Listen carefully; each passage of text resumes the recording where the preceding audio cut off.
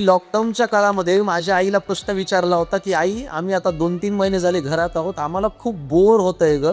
तर ती हसली. मी म्हटलं, "आई, तुला नाही बोर होत का?" तर माझ्या आईचं उत्तर असं होतं, ती म्हणाली, "बाळा, मी घराच्या बाहेर पडतच कधी होते मला बोर व्हायला." जगातला सगळ्यात थँकलेस जॉब, जिला कधीही आपण थँक यू म्हणत नाही, 24/7 जो चालूच असतो, जो ती झोपेत असतानाही बंद होत नाही आणि तो म्हणजे आपल्या आईचा जॉब.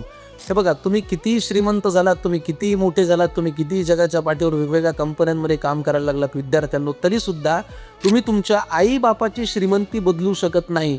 तुमच्या आईचं करिअर आणि तिची इस्टेट 3च वाक्यांपुरती मर्यादित राहते. आमचं पोरगं वेळेवर जेवलं का? आमच्या पोरांनी वेळ झोप पूर्ण केली का? आणि त्याला आत्ता कोणी त्रास तर देत नाहीये ना. याच्या पलीकडे आईचं करिअरच नसतं. आईला 3च वाक्यांमध्ये करिअर आहे. आपल्याला मात्र तिने मला अजून रिप्लाय कसा नाही केला, तिने माझा मेसेज सीन करून उत्तरच का नाही दिलं, मग मी तिला ब्लॉक करतो, तिने मला का ब्लॉक केलं, या शंका आहेत आपल्या मनात.